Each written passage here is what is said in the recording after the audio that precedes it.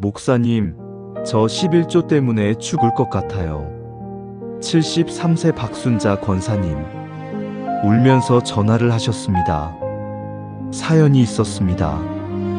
매달 연금 70만원. 그중 7만원을 11조로 드렸습니다.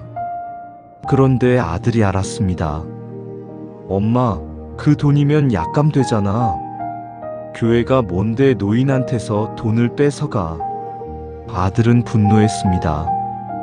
며느리도 눈살을 찌푸렸습니다. 박 권사님은 혼란스러웠습니다. 하나님께 드리는 게 맞는 건가요?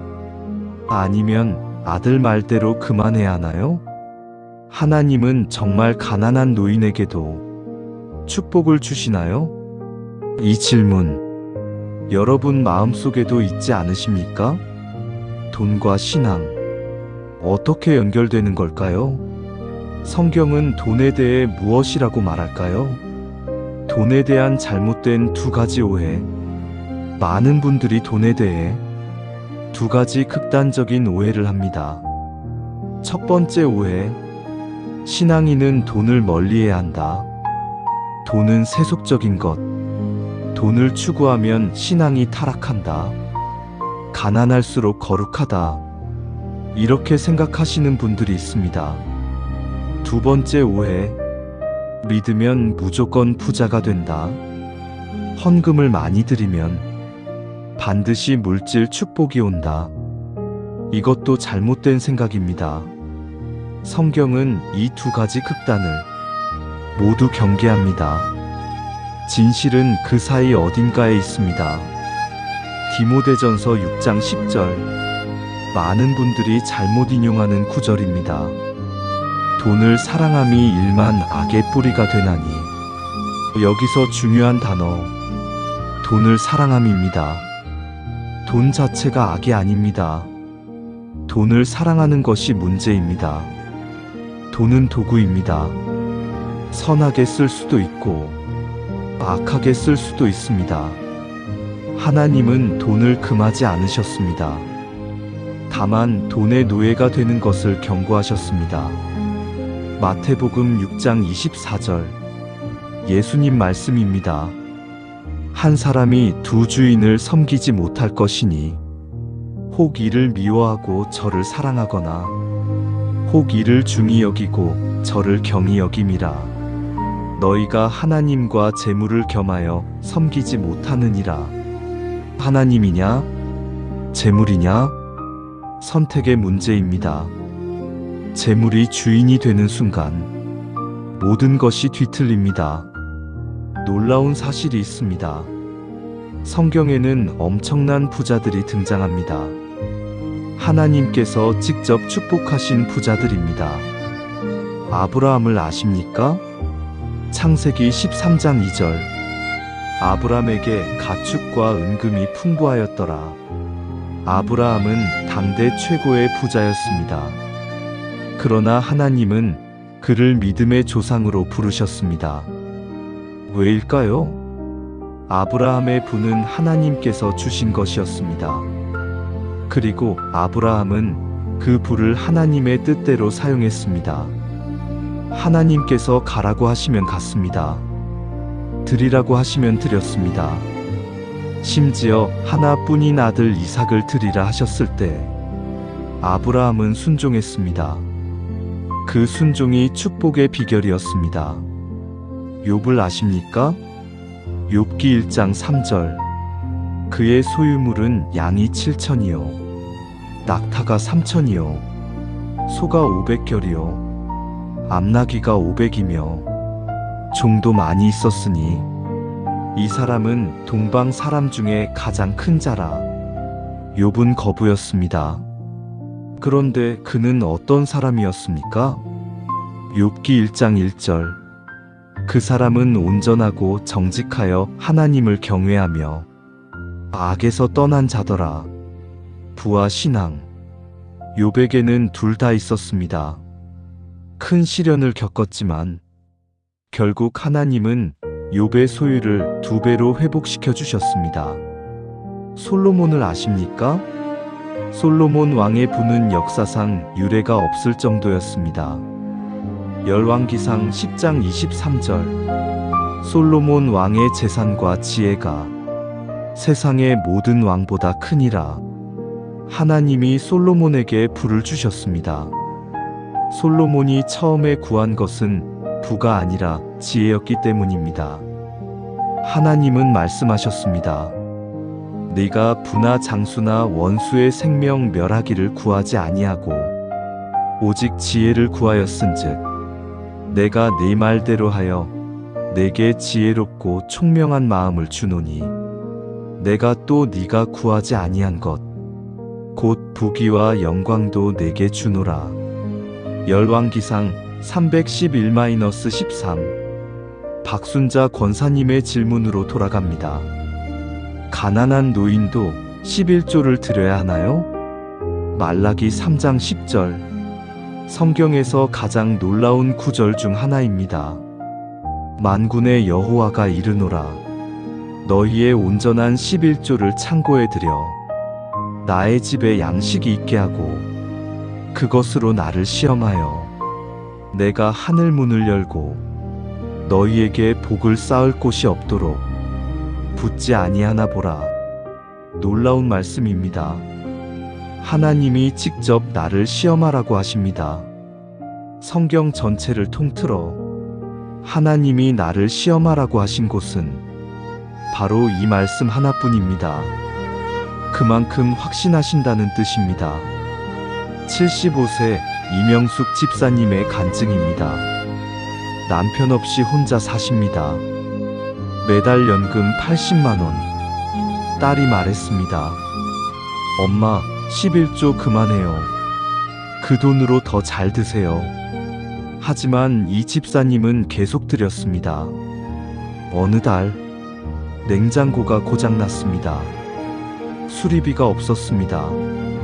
그런데 그날 저녁 20년 넘게 연락 없던 옛 친구에게서 뜬금없이 입금이 들어왔습니다. 그냥 생각이 나서요. 잘 지내시나요? 정확히 냉장고 수리비였습니다.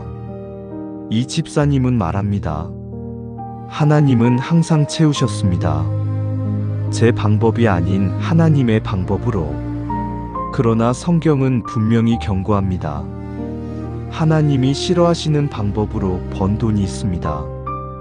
불의한 방법으로 번 돈. 잠언 13장 11절. 속여서 얻은 재산은 줄어가고 손으로 모은 것은 늘어가느니라. 부정직하게 번 돈은 결국 사라집니다. 탐욕으로 쌓은 돈. 누가복음 12장에 부자의 비유가 나옵니다. 땅에 소출이 풍성했습니다. 창고를 더 크게 지었습니다. 내 영혼아, 여러 해 쓸 물건을 많이 쌓아두었으니 평안히 쉬고 먹고 마시고 즐거워하자. 그날 밤 하나님이 말씀하셨습니다. 어리석은 자여, 오늘 밤에 내 영혼을 도로 찾으리니 그러면 내 준비한 것이 누구의 것이 되겠느냐? 재물을 하나님보다 더 사랑한 결과입니다. 나눌 줄 모르는 돈. 잠언 11장 24절. 흩어 구제하여도 더욱 부하게 되는 일이 있나니 과도히 아껴도 가난하게 될 뿐이니라. 아이러니합니다. 나눌수록 더 채워지고 움켜쥘수록 더 줄어듭니다.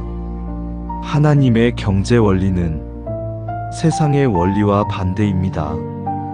72세 최병철 집사님. 40년 전 사업에 실패했습니다. 빚더미에 앉았습니다. 가족들이 떠났습니다. 혼자 남았습니다.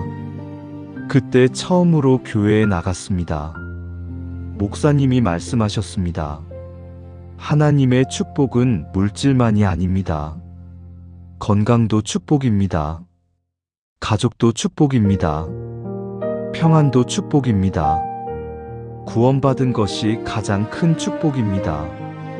그 말씀이 최 집사님의 삶을 바꿨습니다. 물질은 없었지만 하나님 안에서 평안을 찾았습니다. 시편 23편 1절. 여호와는 나의 목자시니 내게 부족함이 없으리로다. 부족함이 없다는 것, 그것이 진짜 축복입니다. 그 후 최 집사님, 작은 일부터 다시 시작했습니다. 하나님을 의지하며 정직하게 살았습니다. 10년 후 작은 식당이 번창했습니다. 가족이 돌아왔습니다. 빚을 다 갚았습니다. 최 집사님이 말합니다. 하나님은 제가 원하는 방법이 아닌 하나님의 방법으로 채우셨습니다. 그 과정에서 배웠습니다. 진짜 축복은 통장 잔액이 아니라 하나님과의 관계입니다. 빌립보서 4장의 비밀. 빌립보서 4장 11-13절. 사도 바울의 고백입니다. 내가 어떤 형편에 있든지 자족하기를 배웠노라. 나는 비천에 처할 줄도 알고 풍부에 처할 줄도 알아. 모든 일 곧 배부름과 배고픔과 풍부와 궁핍에도 처할 줄 아는 일체의 비결을 배웠노라. 내게 능력 주시는 자 안에서 내가 모든 것을 할 수 있느니라. 바울은 부자였을 때도 있었습니다. 가난했을 때도 있었습니다. 감옥에 갇혔을 때도 있었습니다. 배가 고팠을 때도 있었습니다. 그런데 그의 결론은 이것입니다. 어떤 형편에서도 자족할 수 있다. 왜요? 능력 주시는 자 안에 있기 때문입니다. 이것이 진정한 부유함입니다. 통장 잔액이 아니라 하나님 안에 자족함. 돈을 어떻게 다뤄야 하는가? 성경이 가르치는 돈의 원칙 4가지입니다. 첫 번째, 청지기 정신. 시편 24편 1절.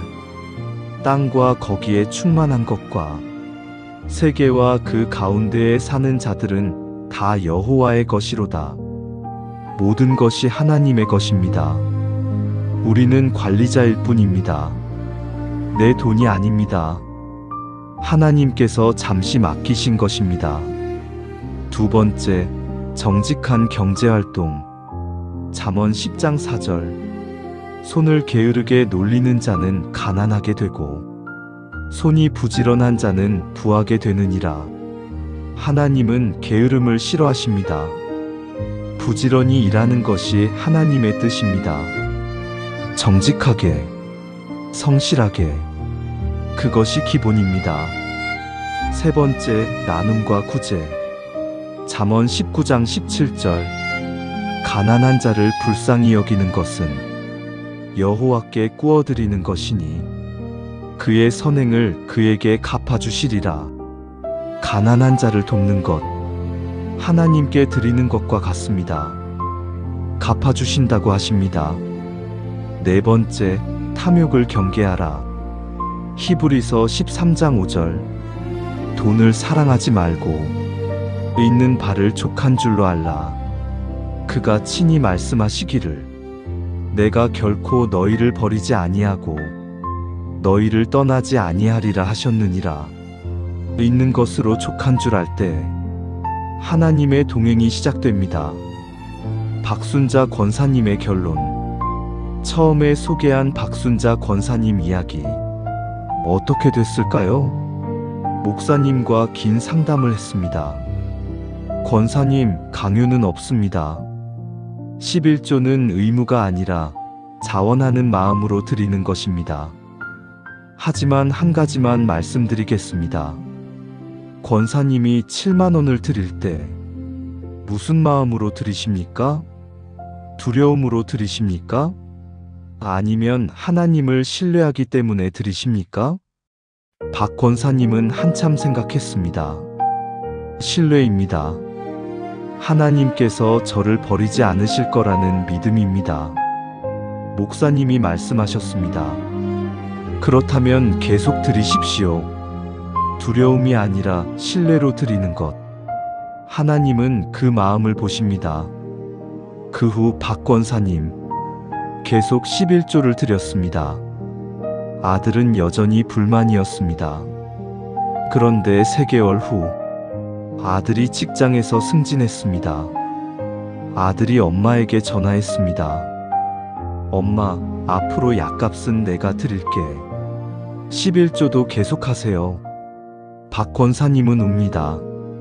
하나님은 제 방법이 아닌 하나님의 방법으로 채우셨습니다. 마무리 마이너스 당신에게 드리는 말씀. 사랑하는 여러분, 돈은 나쁜 것이 아닙니다. 하나님도 물질의 축복을 약속하셨습니다. 그러나 가장 중요한 진리가 있습니다. 마태복음 6장 33절 예수님의 말씀입니다. 그런즉 너희는 먼저 그의 나라와 그의 의를 구하라. 그리하면 이 모든 것을 너희에게 더하시리라. 순서가 있습니다. 하나님이 먼저, 물질이 그 다음. 하나님을 먼저 구할 때 필요한 것은 반드시 채워집니다. 하나님은 약속을 지키시는 분입니다. 오늘도 걱정하십니까? 통장 잔액이 불안하십니까? 노후가 막막하십니까? 빌립보서 4장 19절 나의 하나님이 그리스도 예수 안에서 영광 가운데 그 풍성한 대로 너희 모든 쓸 것을 채우시리라. 하나님은 채우십니다. 하나님의 방법으로 하나님의 때에 반드시 채우십니다. 그 하나님을 신뢰하십시오. 그 신뢰가 진정한 축복의 시작입니다.